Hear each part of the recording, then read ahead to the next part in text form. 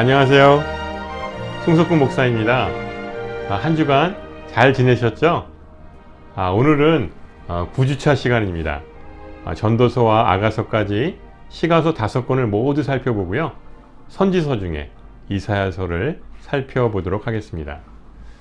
먼저 전도서부터 살펴보겠습니다. 전도서는 솔로몬이 인생 말년에 쓴 책입니다. 전도서는 전반부에 헛된 인생으로 해 아래 새 것이 없는 인생을 말하고 있습니다. 후반부는 여호와를 경외하는 인생이 복된 인생이라고 말합니다. 전도서의 제목은 인생의 목적 예수 그리스도입니다. 솔로몬은 이 땅에서 그 누구보다 부귀영화를 많이 누린 사람이었습니다. 그렇지만 그는 인생 말년에 모든 것이 헛되고 헛되다라고 고백합니다. 그러면서 하나님을 떠난 인생은 무가치하고 허무한 삶이라고 말합니다. 궁극적으로 인생의 목적은 하나님을 경외하게 하시는 예수 그리스도임을 말하고 있습니다. 전도서는 인생을 헛된 인생과 복된 인생으로 나눕니다. 헛된 인생은 무엇일까요? 그것은 자기 뜻대로 사는 인생을 뜻합니다. 해 아래 새 것이 없는데 해 아래 있는 것으로 자기의 인생을 채우려고 하는 것이 바로 헛된 인생입니다. 복된 인생은 무엇일까요? 그것은 해 위에 오시는 예수 그리스도를 만나는 인생이 복된 인생입니다. 이런 사람은 하나님을 경외하는 사람의 본분을 다하게 됩니다. 예수 그리스도는 인생의 목적입니다. 전도서 1장 2절에 보시면 이렇게 나와 있습니다. 모든 것이 헛되고 헛되며 헛되고 헛되니 모든 것이 헛되도다. 우리는 세상의 헛된 부귀영화를 얻기 위해서 인생을 올인합니다. 솔로몬은 인생에서 누릴 수 있는 모든 부귀영화를 다 누립니다. 그런 그가 인생 말년에 깨달은 것은 인생은 헛되고 무익하다는 것입니다. 전도서를 통해 해 아래 새 것이 없는 인생의 허무함과 인간의 지혜, 수고한 업적과 부자의 재물은 무익하다는 것입니다. 오직 지혜가 유익한 것은 사람의 생명이 그 소유의 넉넉함에 있지 않고 지혜가 그 지혜 있는 자를 살리기 때문이라고 말합니다. 지혜는 세상이 말하는 지혜와 구별됩니다. 전도서의 지혜는 오직 여호와를 경외하는 복된 인생이 되게 합니다.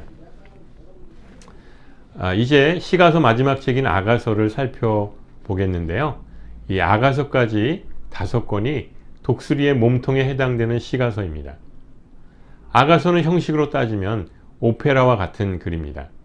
우리가 일반적으로 보는 개역개정 성경에는 말하는 화자가 나오지 않아서 누가 무슨 말을 했는지 알 수가 없습니다. 하지만 새 번역과 같은 번역 성경을 보시면 화자가 언급되어 있어서 누가 무슨 말을 했는지 읽고 이해하기가 편합니다. 아가서 전반부는 첫사랑으로 구원의 입맞춤을 말합니다. 후반부는 순결한 사랑으로 사랑의 완성을 말하고 있습니다. 아가서의 제목은 사랑의 완성 예수 그리스도입니다. 아가서는 영어로 Song of Songs입니다. 노래 중에 노래라는 뜻이죠. 바로 사랑을 말하고 있습니다. 내용은 술람미 여인과 솔로몬과의 사랑을 노래하고 있습니다. 이는 하나님의 비밀스러운 사랑이며 사람의 신비한 사랑을 표현합니다. 구약 성경에서 하나님은 창조주이시며 자기 백성의 남편으로 표현됩니다. 신약 성경에서 예수 그리스도는 신랑이시며 교회는 예수 그리스도의 신부라고 표현합니다. 그러므로 구약에서 사랑의 언약으로 시작되어서 하나님의 첫사랑을 신약에서 예수 그리스도께서 새 언약으로 완성하십니다. 사랑의 완성은 언약의 완성이라고 말할 수 있으며 궁극적으로 예수 그리스도의 십자가의 대속의 사랑입니다.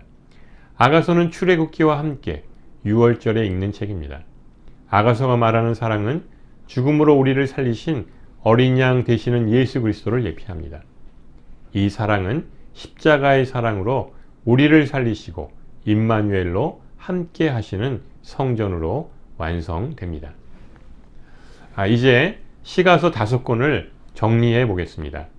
시가서는 구원의 복음이라고 말할 수 있습니다. 욥기는 구원자 하나님을 노래한 책이라고 말할 수 있죠. 욥기는 고난에 대해서 이야기하지만 더 깊이 들어가면 그 고난 속에서 창조주 하나님을 만나는 욥을 보게 됩니다. 이유를 알 수 없는 고난에 대한 해답은 바로 창조주 하나님을 만나는 것을 깨닫게 됩니다. 시편은 구원의 복입니다. 150편의 시들이 하나님을 만난 사람들의 고백과 경험을 노래하고 있습니다. 여기서 말하는 복은 바로 구원의 복이요, 더 나아가 영생의 복을 노래하고 있습니다. 이것은 바로 신약에서 영생을 주시는 예수 그리스도로 귀결된다고 말할 수 있습니다. 잠언은 구원의 지혜를 말하고 있습니다. 이 지혜는 바로 예수 그리스도의 지혜이며 참 생명나무이신 예수 그리스도를 말하고 있습니다. 전도서는 구원의 삶을 우리에게 말해주고 있습니다. 모든 것이 헛되다라고 고백한 솔로몬의 고백을 뒤돌아보면서 우리의 인생은 오직 하나님을 경외하고 만날 때 의미 있고 복된 인생이 된다는 사실을 알려줍니다. 마지막으로 아가서는 구원의 완성을 말합니다. 이것이 바로 예수 그리스도의 십자가의 사랑으로 완성됩니다. 우리는 예수 그리스도의 신부로 장차 다시 오실 신랑 되신 예수님을 만나 하나님 나라에서 영원히 왕노릇하며 살게 될 것입니다. 이제 선지서를 살펴볼 텐데요. 이사야서를 살펴보도록 하겠습니다. 이사야서는 선지서 17권 중에 제일 첫 번째로 나오는 책입니다. 선지서 중에 가장 장수가 많은 책입니다. 보통 사렘, 에겔단 이렇게 5권을 대선지서라고 하고 나머지 12권의 선지서는 소선지서라고 말합니다. 이것에 대한 기준은 분량이 많고 적음이지만 정확한 표현은 아닙니다. 이사야서는 성경 전체 권수가 동일하게 66장입니다. 이사야서는 전반부가 1에서 39장으로 복음의 핵심으로 예수 그리스도의 구원과 심판을 말합니다. 후반부 40에서 66장은 복음의 실체로 예수 그리스도의 새 하늘과 새 땅을 말하고 있습니다. 이사야서의 제목은 거룩한 시 예수 그리스도입니다. 이사야서는 선지서이지만 복음서라고 말할 수 있습니다. 66장으로 이루어져서 마치 66권과 같습니다. 이사야의 뜻은 여호와는 구원이시다입니다. 이사야서는 장차 이 땅에 오실 메시아를 예언한 책입니다. 그러므로 예수 그리스도를 통한 하나님의 구원에 초점을 맞추고 있습니다. 이사야서는 복음의 핵심과 복음의 실체로 구분할 수 있습니다. 복음의 핵심은 예수 그리스도이고 그분을 통한 구원과 심판이 일어납니다. 복음의 실체는 예수 그리스도와 영원한 천국, 새 하늘과 새 땅입니다. 새 하늘과 새 땅을 바라보는 자들은 지극히 아름다운 복음을 전하며 나는 죽고 복음이신 예수 그리스도로 살게 됩니다. 선지서의 결론은 죄에 대한 심판을 말합니다. 결국 성전이 무너지고 바벨론 포로 생활을 하게 됩니다. 이후 하나님의 구원 약속으로 인해 바벨론 포로 생활에서 귀환을 하게 되고 성전이 재건됩니다. 이사야서는 하나님의 구원 약속이 예수 그리스도를 통해 성취될 것을 예언합니다. 교만한 자들은 빛보다 어둠을 더 좋아합니다. 사람의 영광을 하나님의 영광보다 더 사랑합니다. 이들은 복음을 들어도 깨닫지 못하고 예수 그리스도를 보아도 알지 못합니다.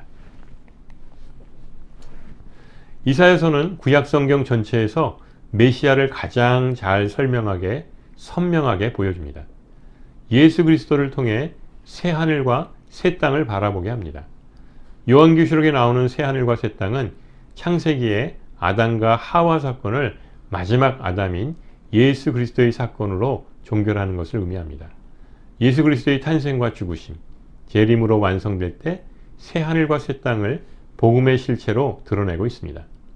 우리는 복음의 왕 같은 제사장으로 천국의 비밀을 누리게 됩니다.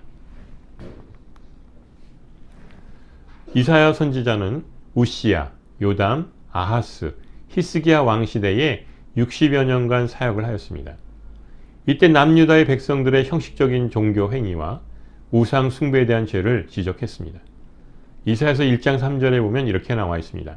소는 그 임자를 알고 나귀는 그 주인의 구유를 알건만은 이스라엘은 알지 못하고 나의 백성은 깨닫지 못하는도다. 하나님의 이스라엘 백성들을 향한 탄식 소리가 지금도 들리는 것 같습니다. 소도 그 임자를 알고 나귀도 그 주인을 아는데 하물며 사람인 이스라엘 백성들은 자기들을 택하시고 노예에서 해방시켜 주신 하나님을 외면하고 우상을 숭배하여 양다리를 걸치는 모습을 보시고 분노하십니다. 하나님은 짐승만도 못한 이스라엘 백성들을 책망하고 계십니다. 또한 하나님 앞에 헛된 재물을 가져오지 말라고 하면서 이 재물은 내게 상달되지 않으며 너희는 마당만 밟고 있을 뿐이라고 경고하십니다. 이스라엘 백성들이 하나님과 우상 사이에서 양다리를 걸치는 신앙을 책망하시며 분노하고 계시는 것을 보게 됩니다. 이에 대한 하나님은 거룩한 시이신 예수 그리스도가 우리 마음밭을 뚫고 들어오시겠다라고 말씀하십니다. 남유다 아하스 왕 때 아람과 북이스라엘이 동맹을 맺고 공격해 옵니다. 이에 하나님은 임마누엘의 항징조를 통해 구원을 약속하십니다. 이사야서 7장 14절에 보시면 이렇게 나와 있습니다. 처녀가 잉태하여 아들을 낳을 것이요 그의 이름을 임마누엘이라 하리라. 이 말씀은 장차 메시아가 이스라엘에 오실 것이라는 예언의 말씀입니다. 그 이후 아수르의 공격에도 동일하게 임마누엘의 구원을 선포하는 것을 보게 됩니다. 이 임마누엘의 구원은 바로 다윗과의 맺은 절대 언약 때문이었습니다.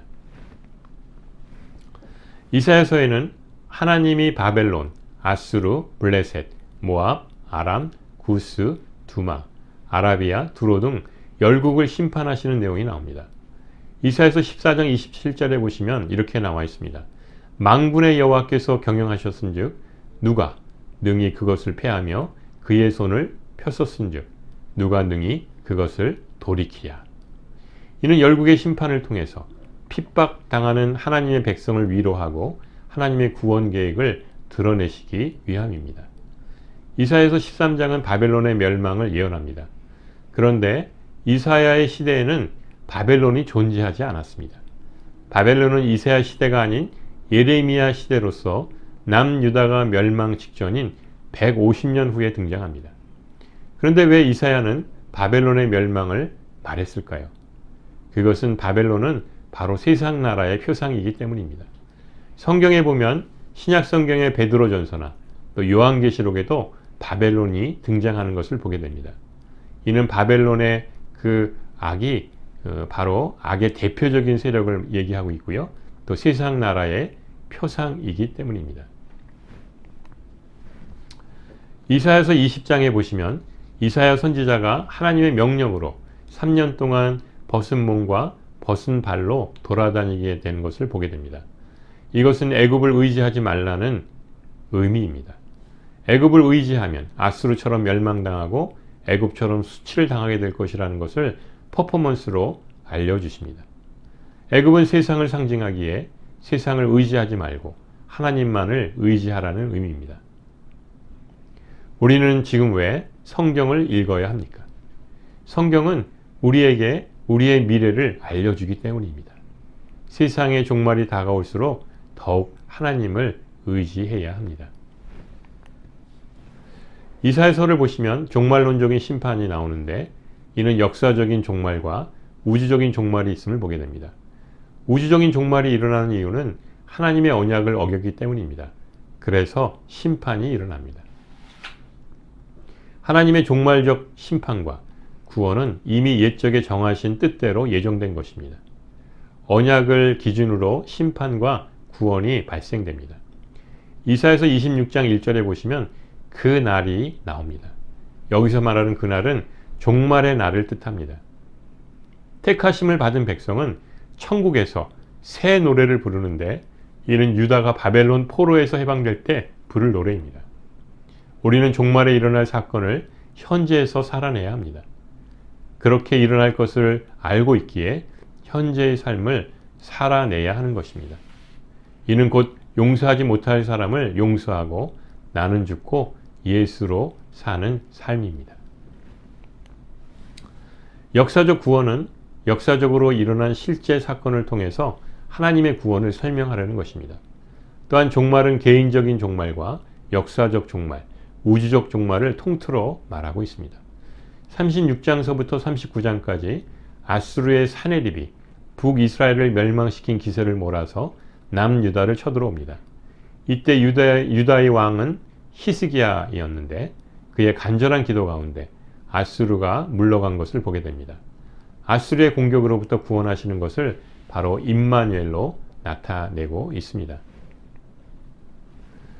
이사야서의 분위기는 40장부터 반전됩니다.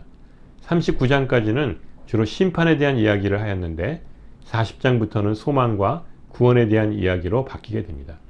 사실 성경의 결론은 두 가지로 요약되는데 구원과 구원의 삶입니다. 이 결론이 이사야서와 같다고 할 수 있습니다.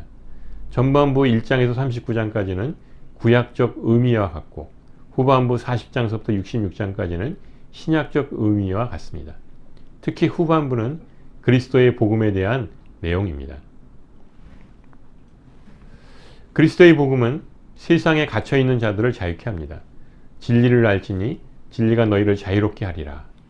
사람을 하나님의 자녀가 되게 해서 이방의 빛, 세상의 빛이 되어 공고한 자들을 돕게 만듭니다. 후반부의 핵심은 바른 구원관을 가질 때 사람을 살릴 수 있다는 것입니다. 개인 구원만을 추구하는 것은 왜곡된 구원입니다. 내가 구원받고 다른 사람들도 구원받게 하는 것이 진정한 복음입니다. 복음은 예수 그리스도가 우리를 사랑한다는 것입니다. 이것은 죄인된 우리를 구원하는 복음, 사망에 갇혀있는 자들을 구원하는 복음입니다. 복음을 가진 사람은 세상 사람과 전혀 다른 삶을 살게 됩니다. 그것은 바로 내가 죽고 예수로 사는 인생입니다. 세상의 빛으로 살기 위해서는 인생을 하나님과 하나님 말씀에 올인해야 합니다. 이제부터 선지서를 본격적으로 다루면서 구약을 마무리하게 됩니다. 여기까지 비전 통독에 참여하신 여러분들을 축복하며 사랑합니다. 여러분 모두 마지막까지 최선을 다하셔서 하나님의 말씀과 더욱 가까이 친밀해지시고 하나님의 신령한 복을 받으시고 그 복을 마음껏 누리시기를 주님의 이름으로 축원합니다. 감사합니다.